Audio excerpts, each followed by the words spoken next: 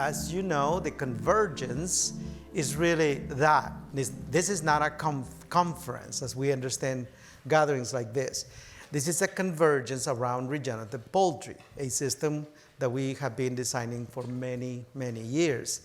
One of the key components, and back to Alan Lewis and Tina Owen's presentation on environmental and social and governance, social governance being like major piece of that whole assessment, we are going back to an ancestral system of social organization that has survived literally, if you want to think of it this way, these systems we are mimicking were developed literally thousands of years ago.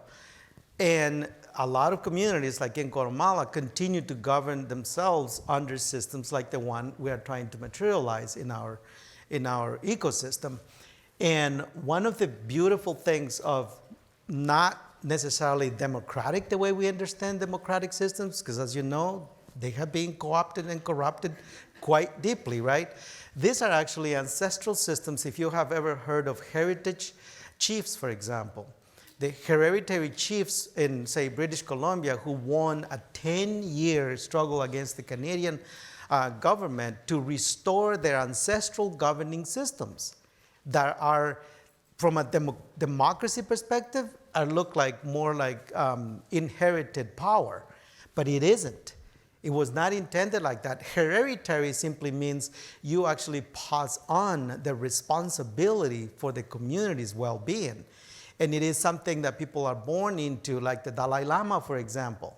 That's a hereditary governing structure. But it is something that people are trained since little. It's a vocation that is identified by the elders and so on. Now, we're not there yet.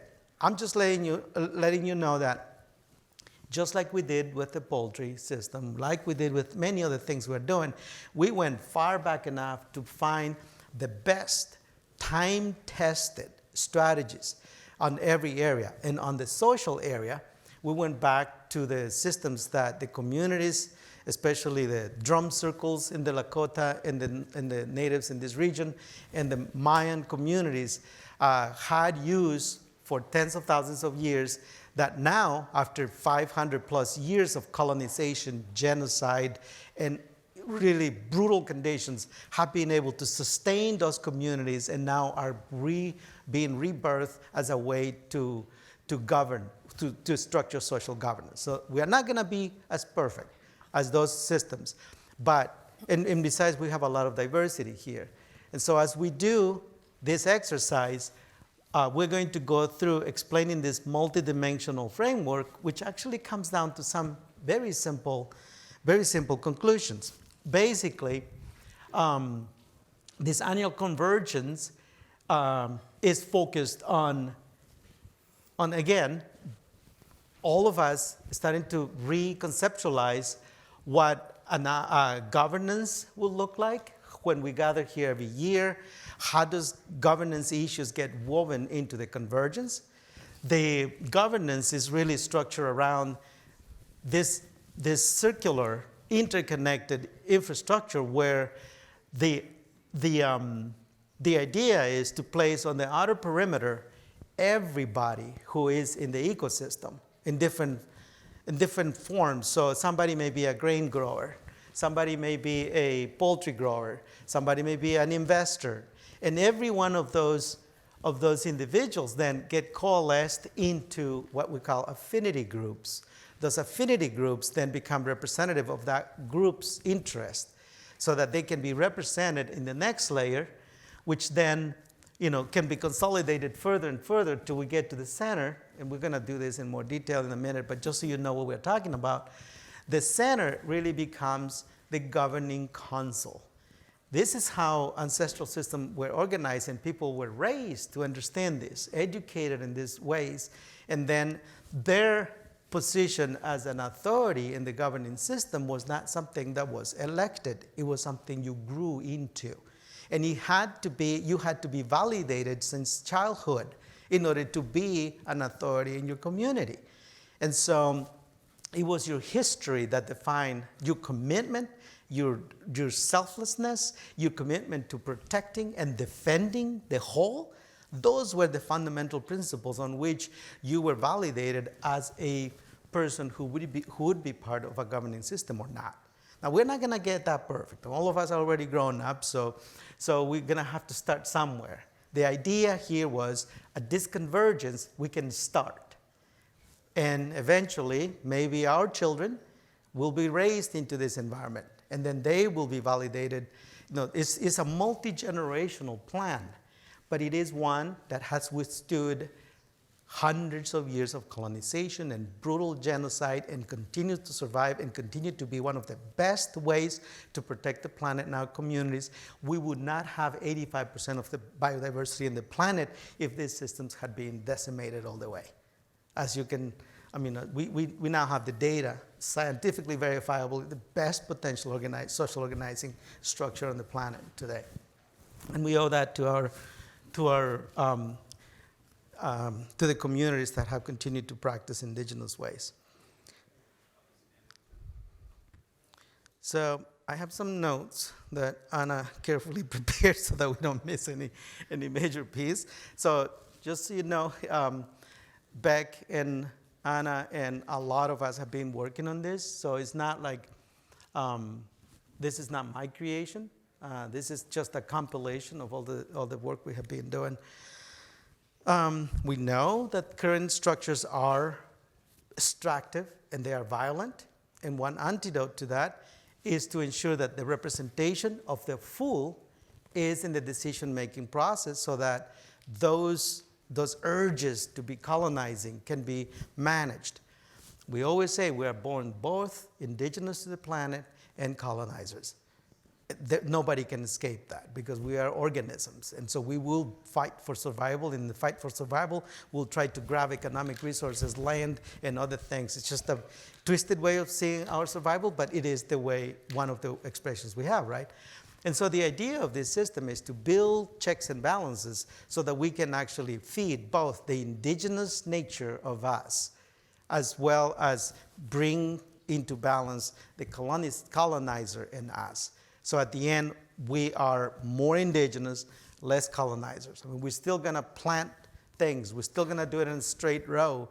We're still going to use tractors. We're still going to have salaries and employment and probably in the council making decisions, which is still part of that mentality of taking things and organizing ourselves to effectively do that, which is the colonizing part.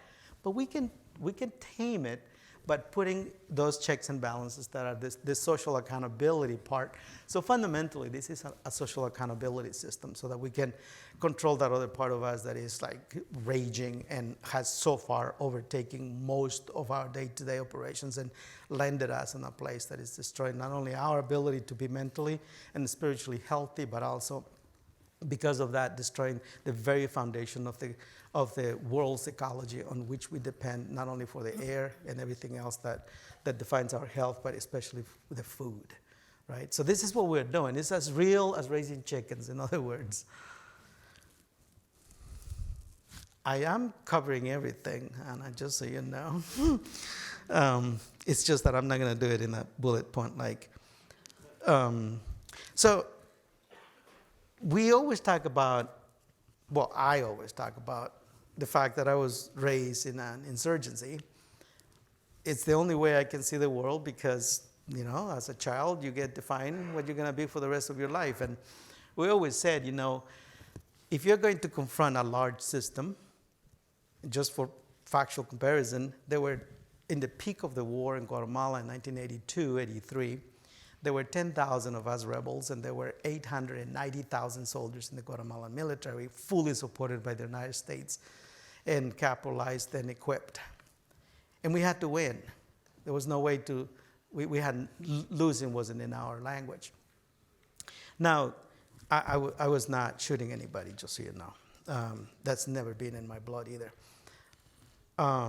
I worked on intelligence and infiltration and all those things that are really sneaky.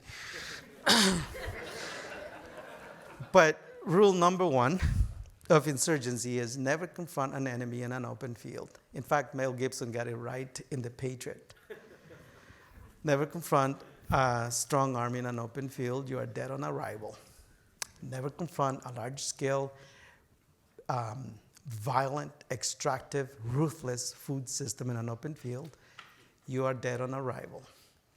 So start thinking about that way, and now you will make more sense of this.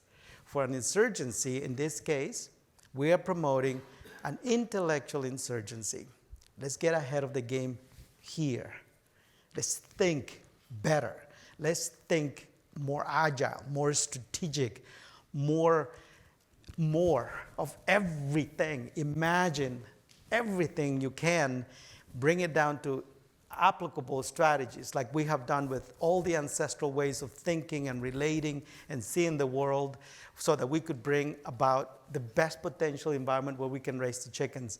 Let's do the same so we can bring the best potential environment to raise the children, the best potential environment for all of us to optimize our individual power. That is what we are trying to do. That's why it's called social organizing, right? And so the definitions will give you a sense so you can, in your head, map the different components. Individuals, it could be individual producers. It's about chicken producers in this case. But it's also about other folks, individuals. Well, let's start naming. So I see Mark Mueller here. He's with the Regenerative Agriculture Foundation. David Wallinga, who are you with now? NRDC, that's a government institution. This is a private organization. Tina, you are in the private sector, right? And Dan Hernandez, you are with Carleton College in the science department. Todd is with a private company. Bruce Moreland back there is with Rotary Club. Okay, so Rotary Club, Sertoma, Lions Club, you got a social organizing sector there. Those are individual organizations that together form an affinity group. Why? Because they have very similar interests. Poultry farmers or nonprofit or governmental organizations or funders, they also have common interests. And so the idea is to start grouping those sectors because they know best what's better for them. I mean, Mark or David are not going to know what's best for Cliff and me as poultry farmers. But we can gather up as poultry farmers and figure out what is it that we want to be represented as. And so that is how we start actually doing social organizing at the same time that we bring in not only the governing structure that is truly representative all the way across, but also it's not just about deciding on elected officials to say, something more along the lines of the traditional democratic organizing, but rather is so that the decision makers have so much skin in the game and know so much of the intricacy of the success of all of that sector that there is no way you're going to be making decisions that can be corrupted as easily as the traditionally elected official. Okay, that is the foundation of what we are trying to do. And luckily for us, we have such a wealth of ancestral capability to do this right. Now, if you think of Tree Range Farms, the company that I run now with our team, we are now bound by the decisions, as an organization of the middle, as some people call it, ag of the middle, because we are in between the producers and the consumers, right? So we are right in the middle. We can't not be accountable to ourselves. I mean, we have investors and we have a board. That is our individual governing structure. So does the Regenerative Agriculture Alliance, and so does all of your businesses. Carleton has its own board of regents. If Carleton were to come as an institution into this, then the institution becomes governed by the council. And the council, at the council is where all of the colleges would get a representation so that they can represent the common interest. And that is quite a different twist in our heads. I don't know how many of you have thought this way before. If you have, this is great because we need at least a few who can then start to bring this out further and further. It's not going to happen overnight. We started these conversations before the last Convergence. At the last Convergence, we went through this in less intense than today Today we have help from a lot of other people who have been codifying this now with actual names and last names, because we do have the components of the system already emerged. And we are not electing a council today, when we're going to do some more practices after this session so that we further understand our roles as different affinity groups. And then maybe next year, or maybe 6 months from now, some of those affinity groups decide to establish a representation. And if that happens, then we can organize the council. Until that happens, we're not going to have a council. And that governing structure's got to wait until the social infrastructure is ready for the council. Otherwise, it won't be real. And it won't have the authority to govern, which is not given, but earned. It's a whole different concept. It's called decolonization of the mind, so we can decolonize the processes, the methodology, and the science behind what we do. Did I cover everything? Okay. Next slide. All right. Did you get your notes? No, I need the clicker. It's not working. Can you go to the next slide?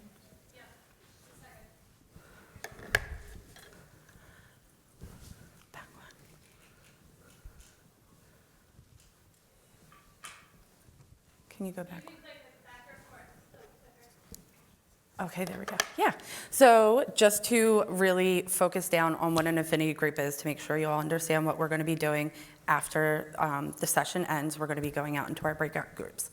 So as Rehi was saying, we're all social creatures, and the way that we live in this society is we're really separated from a lot of our community and values. So participating in affinity groups is a way to fulfill some of those basic human needs, right? It benefits not only society, but it also helps to foster social capital, cultivates aspects of the democratic decision-making, and builds people's participatory skills. It also helps to contribute to the collective intelligence that we face, right? When we come together, we all have a lot of wisdom with each other, and we can use that to make better decisions, more creative decisions, and help empower the individuals within the group as well as the group within our ecosystem. So, yeah.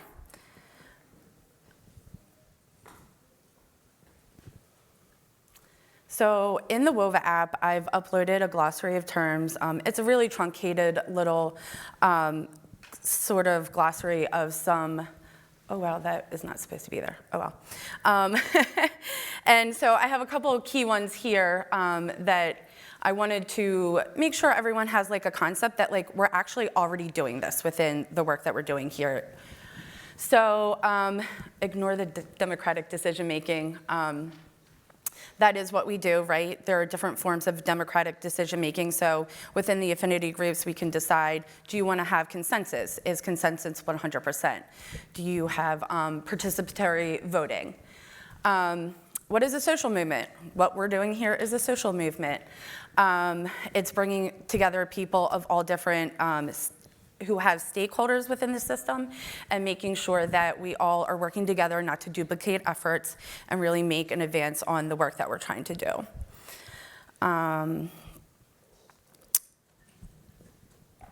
The participatory governance, again, is just what Rehi was talking about, the fact that each individual member can represent themselves between the workers, the suppliers, and make sure that everyone has a way of making their voices heard. And then in terms of why we're doing this movement, we want to make sure that people can exercise their collective power, and that we're creating the structural change for the system change that we need to balance out our ecosystem. And yeah, we'll just go to the next one. So during our activity breakout, we're going to want to be able to follow up with everyone. And so the Ag Solidarity Network is an online platform, and we want to hopefully get everyone here on there. So it's was created by Moses, which is now Marble Seed, and the Artisan Grain Collaborative, and some of those other organizations that you see up there. And it's going to be a place where we'll have the regenerative agriculture group, and then once everyone starts to form their affinity groups, we can all have your own groups there. And then this can be a place where you're going to be able to, talk about things like debrief the conference this week, talk about when you want to next meet up. And meeting up can also be like a farm dinner at someone's house, a bonfire. It doesn't have to be these formal meetings. So yeah. Okay, thank you so much, Beck and Reiki. I'm just up here to give a few directions into our next session. So going into lunch, we'd like to give you the opportunity to go into these affinity groups. At last year's Convergence, we went into these affinity groups and started some really great conversations, so we want to continue those conversations. There's also a lot of new people this time around, so we want to give everybody an opportunity to get to know each other, come together, kind of know where everybody's coming from. And so we have a few goals that we've set out, a few questions for you to start thinking about. So how can the regenerative poultry ecosystem support your work? How can you support the ecosystem? What areas of work could this affinity group focus on together? So, thinking, about potentially the other people that are going to be in your group. What are the strategic alliances, the collaborations? And then what Beck just mentioned, the Ag Solidarity Network, really want to use that online platform as a way for people to continue to come together and share information and continue to get to know each other too. So during the session, we're going to have a sign-up sheet for you to share your contact information. The Regenerative Agriculture Alliance, so Diane and Beck in particular, are going to be following up with people. And you can, the Ag Solidarity Network, is a website you can go, you can sign up. It's pretty easy. But in the sign-up sheet that we're going to give you in your groups, you can also check a box where we will, or not me, but Diane and Beck at the Regenerative Ag Alliance can help you register and make your profile and all of that. And then as Reiki mentioned earlier, the hope is that we can, continue to organize in these affinity groups, continue to meet in the coming months and next year, and eventually you'll, elect a representative to sit in the council. And that council, the vision for that is that among making many other decisions across the regenerative poultry ecosystem, the supply chain, all of the many different issues that we've been discussing today, will also help in planning the next Convergence and planning, figuring out the priorities for these gatherings that we've been having annually. So, as Beck was saying, the affinity groups are very much have the idea of bottom-up self-organization, but we've made some groups for you to join just to give us some structure today. So we have a farmer group, a funder group, nonprofit, supply chain partners, and researchers. You're all going to be in different rooms. So farmers will stay in here in the main room. Funders, those are the different room numbers. We have assigned you to a group based on either where you were at last year's Convergence or the information that you provided on your registration. So you should have like a marking or something or a sticker, I think, Diane? A Sharpie mark on the back with a color that tells you kind of, what group you're going to be in. Once you get there, again, because the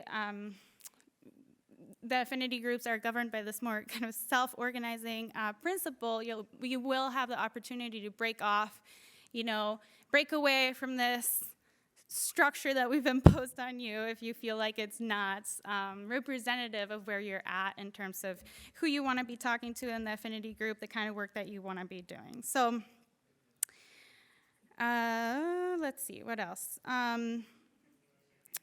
Yeah, so these are the groups. We're going to ask the facilitators and the note takers, you know who you are, to come up here because we have a few handouts for you. And then everybody else, the way that we're going to do this is we have some boxed lunches in the atrium. So we're going to break for about 15 minutes. And you can go get your lunch and then come back to your assigned room in an affinity group, and we'll continue these conversations. Yeah. And I know some of you have dietary preferences, so the catering just wanted me to let you know that if you are gluten-free or looking for a veggie, vegetarian, vegan option, just talk to a caterer. They will be down there, and they'll get you your boxed lunch. Okay, well, thank you. Go get your food, and then come back up here, and we'll get started with this session. Thank you so much. Facilitators, if you can come up here with us for a couple minutes, that'd be great.